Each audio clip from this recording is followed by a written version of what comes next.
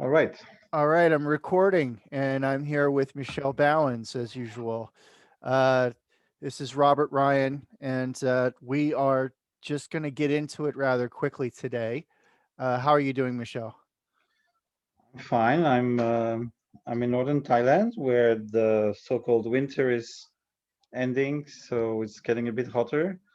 From the cold 28 degrees, it's ratcheting up. um, and yeah, so great to see you again. Yeah. And I think what we wanted to discuss today is this general idea of phase transitions and how the current moment 2021 fits in our vision of this change that is happening right now. Yeah. Why commons? Why now? Why does anyone care? I mean, you know, for some people it sounds like a really niche or nerdy topic to basically say, well, it's the year 2021, everything's on fire, let's talk about open source or something. It's so we have to help people understand why this is really a central topic at this time. And without further ado, I'm just going to start by asking you a question, and then you can come fire back at me, and All we'll go right. back and forth. um, Okay. so so my first question would be, Michelle, what do you see happening right now that we really need to pay attention to in 2021 in terms of new things in seed forms or new activities going on? Right. Right. So so in, so in terms of where we're at with the present system, I do really think this is a transition phase. So we had some signals. For example, in 2003, commodity prices were shooting up again. In 2008, we had a big financial crisis, but the effects of it were tempered with financial engineering and you know um, quantitative easing and those things, right? But I think 2020 with COVID is much more serious because the slow degradation of our institutions and has shown that there's a number of basic things we are not able to do in the West, like caring for people in hospitals and dealing in an intelligent way with the dangers of this disease. And so I think 2020 was really, for many people, the year where like reality hit them in the face that this is not working, this system is not working. And then 21 for me is and I see it around me with so many people, is we got to do something, we got to do something. So people are now really ready to uh, to do new things, and so this is very important psychologically. I feel there's an energy to it. So things are degrading, yes, but the seed forms are multiplying, and that's kind of like happening at the same time. So there's a lot of darkness, but there's also many points of light, and this reinforces each other. One particular item maybe I want to discuss today is um, you know generally people on the left, and I consider myself as a person on the left mostly, is that we have moral judgments about the world. Bitcoin um, guzzles up too much energy. It has a very concentrated ownership, and because we are moral about it, we tend to push away some of the things that are happening. And so what I'm seeing now, and I think this is important, is that it has reached $1 trillion in worth, Bitcoin alone. But that money is trickling down in the whole of the rest of the infrastructure of the other cryptocurrencies and the Ethereum, and so here's my theory. So I think for 400 years we've lived under a nation state system, and that's the state, the nation, and the market and capital. And those institutions are really degrading right now. There's a volatility in every one of these three elements. So our territorial capacities are degrading, but at the same time we see a huge exodus. We see more and more people using digital self-organization, to develop activities and ideologies and mentalities and business and spiritual practices which are not so much bound with the territorial organization, but are virtual. And so I think this means we've reached a post-Westphalian moment. And for the readers who are not so familiar, Yeah. So Westphalia, let's do yeah, maybe you what's can the say that. treat? Yeah, Yeah, what's the Treaty of Westphalia, 1648?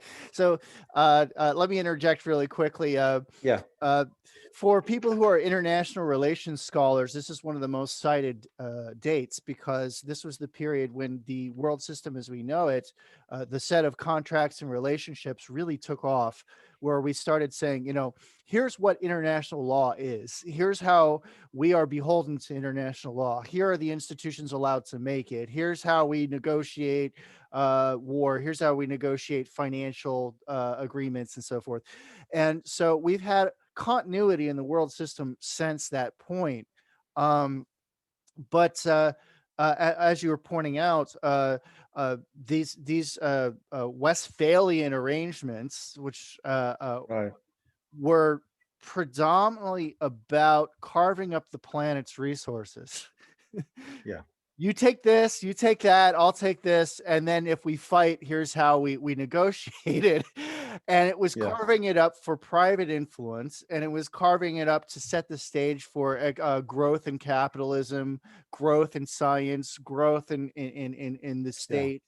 And so uh, we're at this sort of long interval, maybe 400-year interval right. almost, where uh, we have to go back to the drawing board and say, did we write all those things up correctly? Are these the real rules that we want to use going Yeah, forward for international law?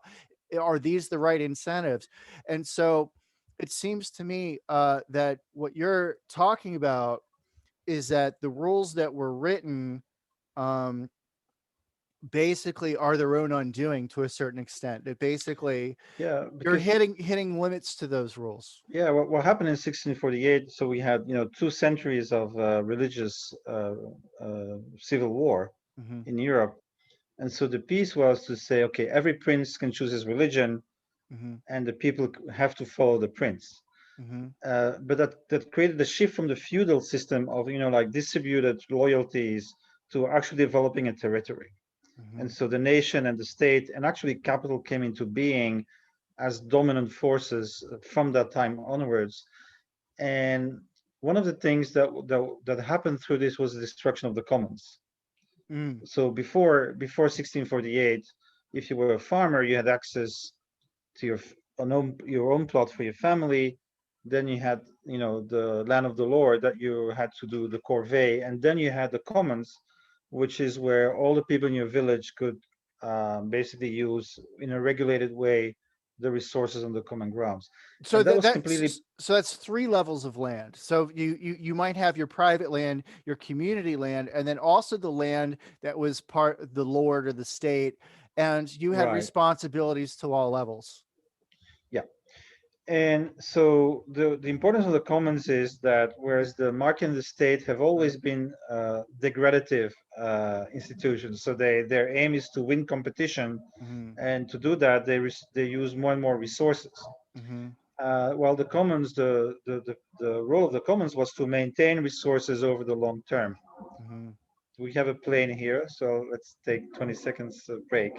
I don't know if you hear it, but um, Well, it's I'll keep going. yeah, So go ahead. basically, so to summarize what you said, we had a system prior to the Treaty of Westphalia that was designed to stabilize uh, the world order and maintain a status quo. And then, of course, a lot of the corruption of that status quo and the indulgences of the Catholic Church and the various confusing hereditary arrangements for marriage and the Habsburg Empire and all that, a lot of that led to this revolution, which was positive in Right, liberating people religiously. So they had cultural options rather than, being limited, so liberating people economically so they could make some personal choices of their own rather than having their entire life decided for them. On the other hand, the way that those systems were maintained was through growth as an engine. So you're always stumbling forward. Yeah. And So yeah, now the we've keyword reached a place frontiers. where we're running out of frontiers, right? Yeah, exactly. So the frontiers is a big issue because as Right. capitalism overuses a particular area, it just went to another. Right. And so what we've reached now is the point globally that there are no more frontiers, Right. and that four of the nine uh, life cycles for the planet are already in the black, Mm-hmm. and two more are in danger. And so we're overshooting, and that means that we have to return to a certain degree to the commons. So in other words, the commons has to come back as a real institution. We need, as you said, Robert, a magisterium of the commons. We need institutions that are able to protect human and extra-human communities in their long-term development, so that every economic entity today can produce for human need, but knowing what the limits are, so that the next generations can continue to live. And mutualization, Mm-hmm. pooling resources is historically one of the main ways to bring down the human footprint. Mm-hmm. I'll give you one example. So there's a study about combining cargo bikes and electric bikes to do transport of goods in cities, and they did the same amount of transport with 98% less energy. So there's a huge front. That's a frontier, but Mm-hmm. it's not a frontier in scale. It's a frontier in scope.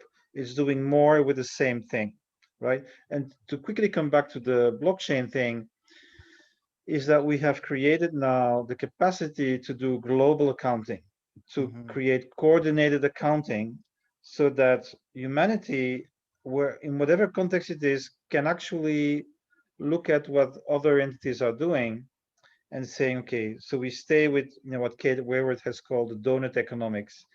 We need a social floor, because you cannot have stability in any society if there's too much inequality and too much poverty.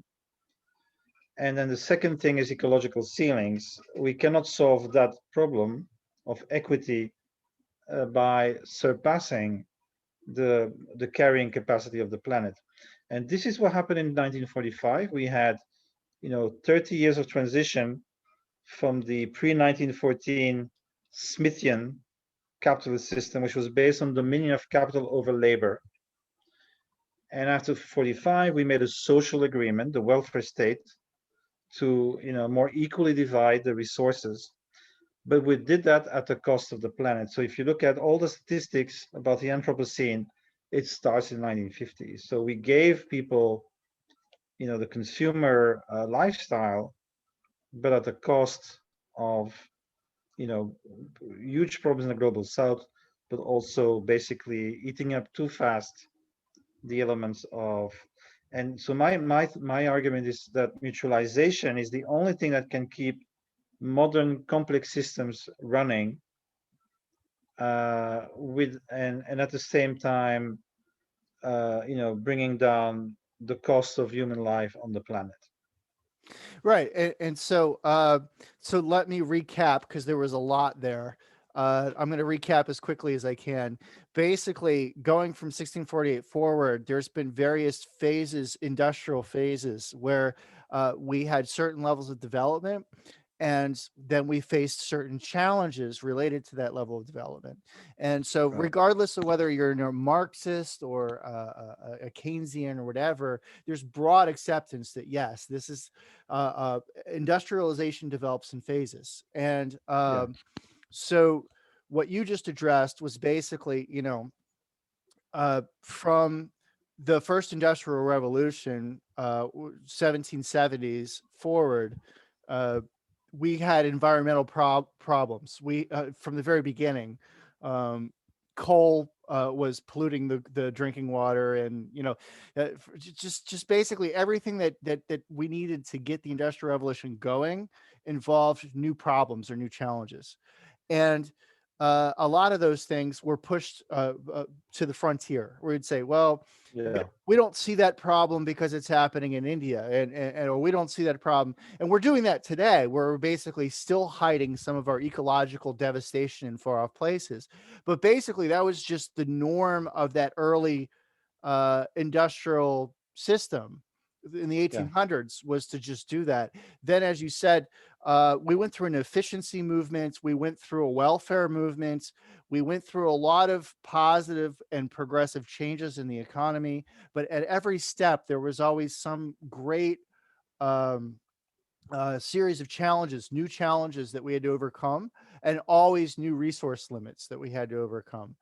Right. And so, what you just brought up was that um, some of the worst tragedies we've had, like World War One and World War Two, was where the system was tested.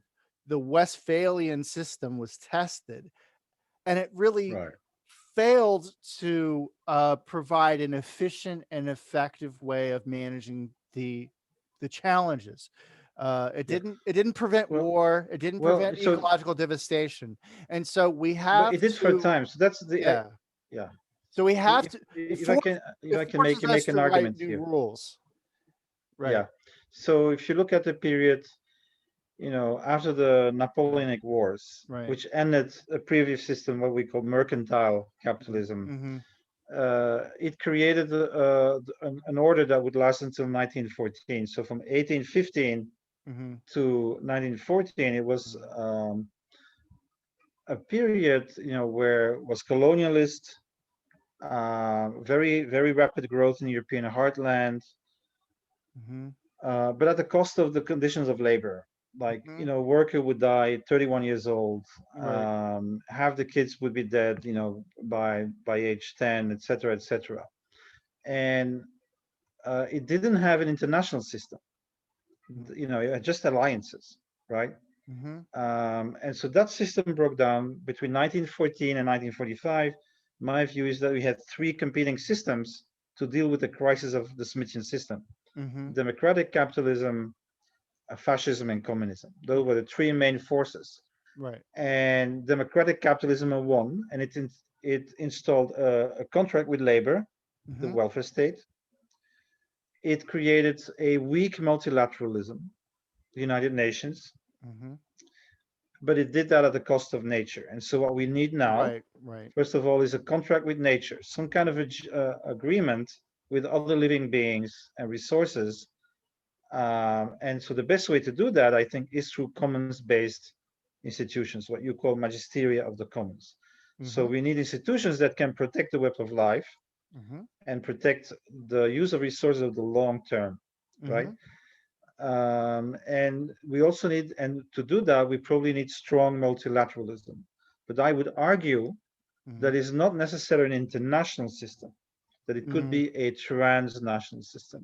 Right. That because of digital self organization, we now have translocal and transnational institutions that are being formed, even a financial system. If you think about all these cryptocurrencies, Mm-hmm. if you look at the code of Bitcoin, there's no state, there's no borders. Right. It's a pure digital transaction at the planetary scale, right? Right. And Right. the challenge is going to be, how do we mesh it? How do we Right. mesh our real life territorial embodiment? Because we need the energy and the food, and even restoring the earth is depending on local action. Right. And so this goes back to the Yeah, argument that the Westphalian system was a state dominant system. It right, saw the world in terms of states as primary actors, and it argued that any other actor was secondary. And so, one of the big changes that you're seeing and that I'm seeing going on right now, to bringing it back to 2021, is that many different pressure points exist in that world system to challenge state dominance. right. And that doesn't mean the state goes away. What it means is that instead of looking at a system that's organized around treaties among states and then everything beneath it hierarchically, that Right. what you actually do is you have a lateralization of powerful institutions based on Yeah. the social spheres that they serve. And for Yeah. people who See, don't know what a social sphere is, Max yeah, Weber, Jürgen Habermas, right. the idea that there's the sphere of culture as opposed to the sphere of industry, as opposed to the sphere of Yeah. politics. And And so if you can lateralize that power, that is a and flattening. That's that's a very very important. interesting point. And I Yes. haven't studied this, but that's something I Right. want to study. Is that within Reformational philosophy, Right. Dooyeweerd and others, Right. starting with Althusius, there is an ideology of sphere sovereignty Yeah. that is separate Yeah. from the ideology of state sovereignty. Hmm. And so I think we'll have more transnational sphere sovereignty in the future. Yes. Um, and that doesn't mean abolishing of the state. It means that the No. state kind of continues to exist, but within a wider uh, interlocking transnational system, which is not just based on state-to-state agreements, but also on citizen-to-citizen agreements. I give you an example how this could Hmm. work. So cities need to mutualize a lot of their provisioning systems. Hmm. They could link up with each other, right? They Hmm. could say, we all need a new transport system. Why rewrite a software for that, 2,000 times? No, we're going to Right. create a coalition of cities. We're going to fund a global open design depository, make agreements with impact investors and cooperative capital, et cetera. Hmm. And then, these expert coalitions, the engineers and software developers, they're also partners. They're like guilds, Hmm. right? And these three forces will collaboratively, through poly-governed institutions, will govern these processes, right? Right. So you have I call it a protocol co-op. Hmm. So this is cyber physical infrastructure Hmm. to do the mutualization of mobility, shared mobility. Right. And there's various options. Here's the software, and Amsterdam is going to do it in a particular way that fits its particular geography and Mm. flatness. And some other city will use cable cars because it has Right. another system, right? But there's a Right. lot they can do together, and it doesn't necessarily need to pass through the nation state. Right. For I think transportation is one of the classic examples because Yeah, if you think about a transportation is sort of like packet switching where bits need to get from one place to another. Okay. yeah, Think about the entire field of all methods of transportation in the world as a field of packet switching. And you basically need things to arrive where they need to go just in time and as they go along. So right, I need my wallet to end up in Korea at the same time that I get there, but that doesn't mean that it has to travel with me. Think about it that way. yeah, So basically, all objects need to be able to move, but they don't need to necessarily move together, first of all. So things can right, become separated and different packets can get there at different times. That's kind of what yeah, yeah, yeah, Amazon has been creating to a certain extent. But the second part of that is the making sure that the network, which manages global supply, is not organized in terms of a hierarchical exploitative network where everybody takes their toll and their due. right. So Uh, instead of extractive companies, we can have distributed and generative network systems, and I think that's would be a better outcome. This is a good example right now, right. which makes me a bit uneasy. Now, I've been talking a lot about distributed manufacturing and what we call cosmo-local production, which combines Mhm. relocalization at the local level to avoid transportation costs and using biodegradable materials, but also open knowledge commons. So you like making an open source car, you have the knowledge in the whole world, and then you have small factories which make them when they're in demand. Mhm. Right? Don't need stocks, don't need big factories. You just well, it's come to pass that there is now a company, very well funded, Arrival, Mhm. which can make fans and buses. They hired 1,000 software engineers, I heard, Mhm. but everything is proprietary. So we are setting ourselves up to have monopolies of distributed manufacturing, and that for me is a Mhm. problem because Right. these are unaccountable Now, institutions. right. And taking it back to the transportation model, you like to talk about common centrism. So what you say is basically if you think about the transportation network, as a commons, where the primary purpose is to get someone from point A to point B, you can then think that that passes across international borders, that passes through multiple different checkpoints, multiple different businesses, everything from the person who does your ticketing to the person who, whatever. And and so thinking about it like that, you can have a virtual experience as a human being where you just simply walk out your front door and walk to another part of the world, and just in time, a car will pick you up. The car drives you to the airport. Just in time, it takes you to where you need to go. You pass your security checkpoint, your bio information that's been collected on your file, your DNA, your retinal scan clears you. And so basically, you end up having this virtual seamless experience of moving from your front door to Thailand or back. Uh, and much better if it's common centric than if it's organized so that every platform activity along the way Yeah. limits you, holds you up, restricts you, has to talk to 5 other entities to see, is that you really you? Let me check your credit card. Let me do this, whatever. So Right. what you basically can get in a common centric system is a system with hundreds, thousands of entrepreneurs all participating in helping to establish this network experience Yeah.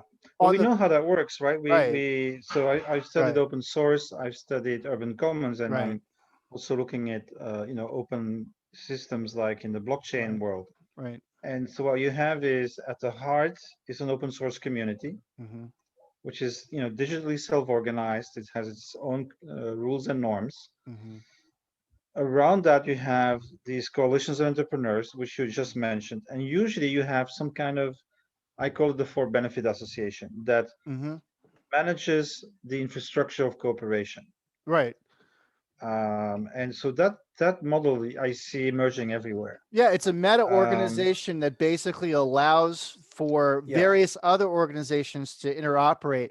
Funny enough, early in the software days, everybody kept telling me, like, you don't really know software unless you know APIs, right?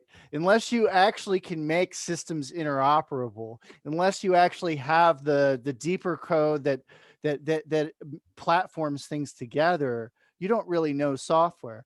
Well, I think right. so. Uh, that got me thinking, well, this is a race. So then all the businesses in the 90s and 2000s were racing to be the most meta, the most meta. Yeah, And what you and I both figured out years ago was that this, if it's a winner take all process using a capitalist system, basically you end up with netarchy, which is what you call yeah. it, Monopolists like we have today, and they monopolist own your attractors. data. They own your data. They own Right, right, secret right. AI protocols.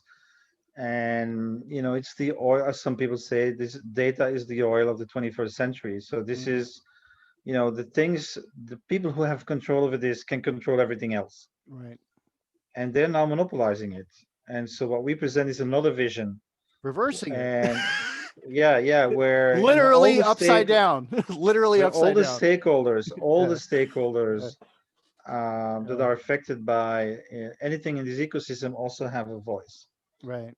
That's basic idea, and I think it's probably a good time now to wrap up, because yeah, Yeah. we So let's hit the time limit. yeah, transitioning back to the original question, why in 2021 are we talking about this? Well, before you and I got on this call, we kind of agreed on a couple basic talking points, and I'm gonna just blow through them. Uh, the Every 50 years we have an industrial revolution where there's a phase transition in the structure of the economy, and that Right. means that the what counts as high tech changes, the center of the action of these events changes, the attractors of the Yeah. complexity network changes. New managerial systems, new systems of dealing with the land, new Design financial principles. system, and everything comes together and creates a Right, growth phase first, then it has a crisis in the middle, and then there's a decline. right. And I think so that breaking point, I hope you agree with me, was Mm. 2008. Right. So that was the Um, crisis yeah, point of the digital revolution, where basically after that we had to find a digital maturity where there was a clear, stable